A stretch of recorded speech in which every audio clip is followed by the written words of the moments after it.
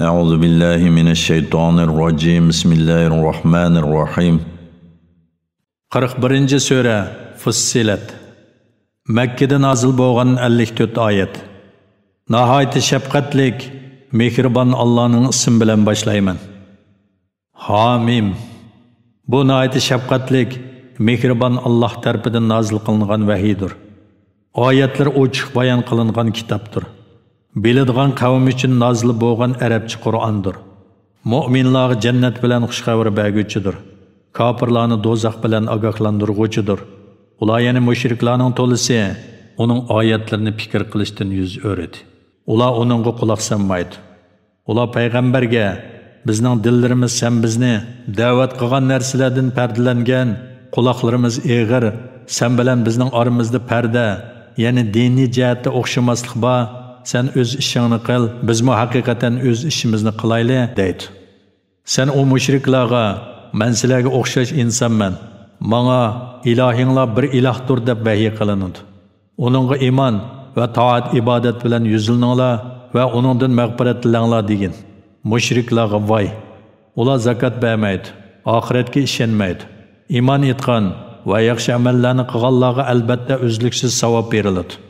Sen ularga sizlar zaminni 2 kunda yaratgan Allohni inkor qilamsizlar va uningga sheriklar keltiramsizlar? O olamlarning parvardigoridir degin. O zaminning ustida nurg'un tog'larni yaratdi. Zaminni barakatli qildi. Ahli zaminning rizqini belgiladi. Zaminni yaratish bilan aholisining rizqini belgilashni kam ziyodasiz barobar 4 kunda tamomladi. Zaminning va uningdagi narsalarning yaratilish muddatini so'rg'uvchilar uchun bu javobdir. Ondan o osmonni yaratishga yuzlandi. Halbuki o tuman holatida edi. Osmon bilan zaminga ixtiyoriy yoki ixtiyorsiz holda kelinglar, ya'ni amrimni qabul qilinglar dedi. Ikkilisi ixtiyoriy keldik dedi. Alloh 7 osmonni 2 kunda yaratdi. Har osmonning ishini o'ziga bildirdi. Ya'ni har osmonning ehtiyojli ishlarini o'rinlashtirdi. Eng tuvanki osmonni yulduzlar bilan zinnatladik va qo'g'didik. Bu ana shu g'olib, hammani bilguchi Allohning taqdiridir.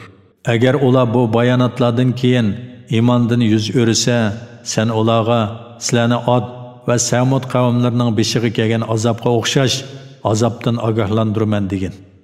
O'z vaqtida ularga oldi kaynidan payg'ambarlar kelib, bir Allohdan boshqaga ibodat qilmanglar desa, ular agar Parvardigorimiz xolisa, cho'qim farishtalarni tushirgan bo'ladi. Biz sizlarning payg'ambarliginglarni haqiqatan inkor qilamiz dedi. Ad bo'lsa zaminda Allohning bandalari Hud va uning bilan iymon etganlarga haqsiz ravishda yo'g'onchilik qildi. Ular kuch-quvvatda bizdan kim ortiq dedi. Ular o'zlarini yaratgan Allohning kuch-quvvatda o'zlaridan ustun ekanligini bilmadimi? Ular bizning oyatlarimizni inkor qildi. Ularga bu dunyoda qarquvchi azobni tetitishimiz uchun shum kunlarda qattiq sovuq shamolni avatdik. Oxiratning azobi texmi qarquvchidir. Ular azobni dafi qiladigan yordamga erishamaydi. Samudga bo'lsa to'g'ri yo'lni ko'rsatdik. Ular hidoyatdan ko'rliq, ya'ni gumrohlikni ortiq ko'rdi. Qilmishlari tufaylidan ularni qarquvchi chaqmoq azobi halok qildi. Iymon etganlarni va taqvodorlarni, ya'ni Solih alayhissalom bilan uningga ergashganlarni azobdan qutqizdik. U kunda Allohning dushmanlari do'zaxga to'planadi. Oldi orqasi yig'ilib bo'g'icha to'xtatib qo'yiladi. Ular do'zaxga kelganda, ularning quloqlari, ko'zlari va terilari ularning qilmishlari haqida guvohlik beradi. Ular o'zlarining terilariga, "Nimishqa bizning zinimizga guvohlik berdinglar?" deydi. Terilari har narsani so'zlatgan Alloh bizni so'zlatdi. U dastlabda sizlarni yaratdi. Uning dargohiga qaytirilsizlar deydi. Sizlar dunyodagi cheg'inglarda quloqinglarning, ko'zinglarning, terilaringlarning sizlarning zininglarga guvohlik berishidan saqlanmagan edinglar. Lekin sizlar qilmishinglardan nurg'un ishlarni Alloh bilmaydi deb gumon qildinglar. Parvardigoringlarga qilgan ana shu qabih gumoninglar sizlarni halok qildi. Shuning bilan ziyon tortquchilardan bo'ldinglar. Agar ular azobga chidasa, chidamchanligining foydasi yo'q. Do'zax ularning joyidir. Agar ular Allohdan rozilik tilasa, hargiz rozilikka erishamaydi. Ularga biz shaytonlardan do'stlarni musallat qildik.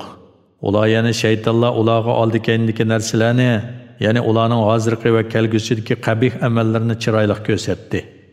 Ularga ulardan ilgari o'tgan insonlardan va jillodan bo'lgan gunohkor shaqiy ummatlar qatorida azob so'zi tegishli bo'ldi. Chunki ular ziyon tortquvchilar edi. Kofirlar bu Qur'onga quloq solmanglar, uni ilashtirib yetinglar, sizlar g'alaba qilishinglar mumkin deydi. Biz kofirlarga cho'qim qattiq azobni tetitimiz, biz ularning yomon qilmishlariga eng qattiq jazo beramiz. Allohning dushmanlariga beriladigan jazo ana shu do'zaxdir. Ularning mangulik turadigan joyi do'zaxdir. Bizning oyatlarimizni inkor qilganliklari uchun ularga shundoq jazo beriladi. Kofirlar Parvardigorimiz insonlardan va jinlardan bizni ozdirganlarni bizga ko'rsatgan. Ularning eng qorlardan bo'lishi uchun ularni oyoqlarimizning ostida chaylaymiz dedi. Shubhisizki, Parvardigorimiz Allohdir deganlar, ondan to'g'ri yo'lda bo'lganlarga farishtalar tushib, qo'rqmanglar, g'am qilmanglar, sizlarga va'da qilingan jannat uchun xushal bo'linglar. Biz dunyoda, oxiratda sizlarning do'stlaringlarmiz. Jannat sizlar uchun ko'nglinglar tortgan narsalarning hammasi va tilagan narsalaringlarning hammasi bor.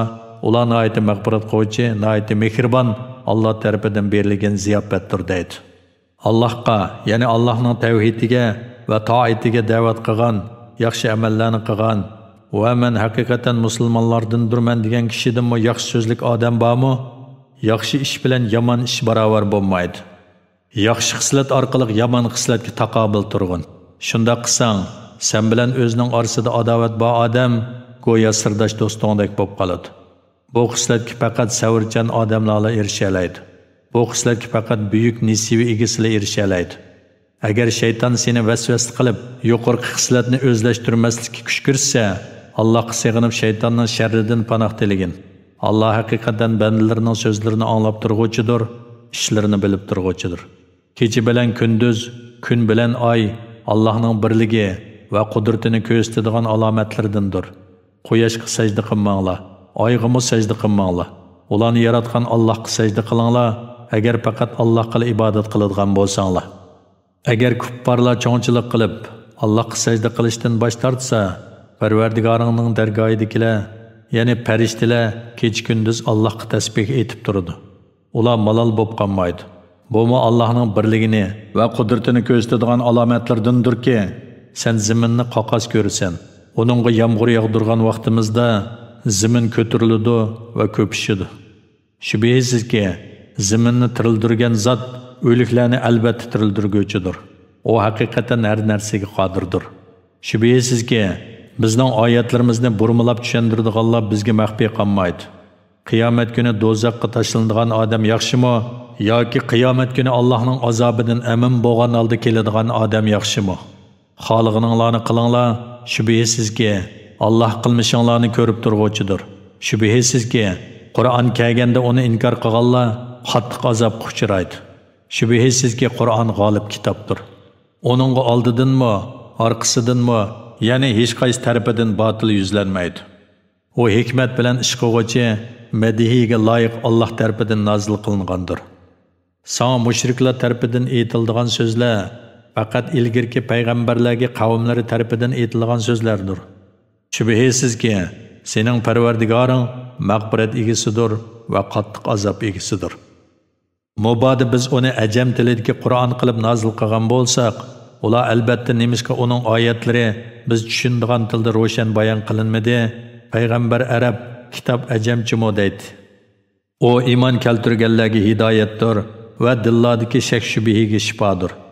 Iymon etmaydiganlarning quloqlari Qur'onni anglashdan eg'irdir. Qur'on ularning dillariga ko'rliqdir. Ya'ni ular hidoyat nurini ko'rmaydi. Ani shular yiroqdan nido qilinuvchilardir. Ya'ni ular haqni qabul qilmaslikda iymonga yiroqdan chaqirilgan, Musoning yiroqligidan chaqiriqni anglamagan kishilarga o'xshaydi. Biz haqiqatan Musoga kitob, ya'ni Tavratni ato qildik. Bu haqda ixtilof bo'ldi. Agar Parvardigoringning ularni jazolashni qiyomatgacha kechiktirish va'dasi bo'lmasa edi, albatta ularning orasida hukm chiqariladi. Ular haqiqatan Qur'ondan ziyoda shaktidir. Kimki yaxshi ish qiladi ekan, foydasi o'zigidir. Kimki yomon ish qiladi ekan, ziyni o'zigidir. Parvardigoring bandalarga zulm qilguvchi emasdir. Qiyomatning vaqtini bilish faqat Allohga xosdir. Mevalarning bo'g'inlaridan chiqishi, har qanday kishining homildor bo'lishi va tug'ishi Allohning ilmining sirtida emasdir. O kunda Allah ularga mening sheriklarim qayerda deb nido qiladi. Ular sana ma'lum qilamizki, aramizda hech kishi sening sheriking bor deb guvohlik berolmaydi deydi. Ular ilgari, ya'ni dunyodagi chog'da cho'qingan ma'budlari ulardan o'zlarini chetga oladi. Ular Allohning azobidan qochadigan joy yo'q ekanligini aniq biladi. İnsan o'ziga yaxshilik tilashdan zerikmaydi. Agar uningga biror yomonlik yetib qolsa, Allohning rahmatidan to'limi umidsiz ketadi. Agar biz uningga kulfatdan keyin rahmatimizni tetishsak, o cho'qim bu o'zimning tirishchanligidan kelgan qiyomatning bo'ladiganligiga ishonmayman. Mubodi qiyomat bo'lib, men Parvardigorimga qaytarilgandimi, uning dargohida cho'qim jannatga erishiman deydi. Albatta kofirlarga qilmishlarini xabar qilamiz va ularga qattiq azobni tetitimiz. İnsonga ne'mat ato qilsak, Parvardigorga shukr qilishdan yuz o'raydi. Allohning amriga bo'ysunishdan bosh tortib, haqqa ketadi. Agar uningga yomonlik yetsa, Allohga yuzlanib uzluksiz duo qiladi. Ey Muhammad, aytqinki, aytib beqinglarchi, Qur'on men aytgandek Alloh tarafidan nozil bo'lgan bo'lsa, sizlar o'ylamasdinlar uni inkor qilsanglar, holinglar qandoq bo'ladi? Haqdan yiroq ixtilofda bo'lgan kishidanmi gumroh odam bormi? Ya'ni sizlardanmi gumroh odam yo'q. Ularga biz toki ularga Qur'onning haq ekanligi aniq bo'lguncha osmon zamin atrofidagi va o'zlaridagi qudratimizga dalolat qiladigan alomatlarni ko'rsatib turamiz. Parvardigoringning hamma narsani ko'rib turadiganligi sening rostligingning dalili bo'lishga ularga kifoya emasmi? Bilinglarki, ular haqiqatan Parvardigoriga muloqot bo'lishdan shaklanadi. Bilinglarki, Allah hamma narsani haqiqatan to'liq bilib turg'uvchidir.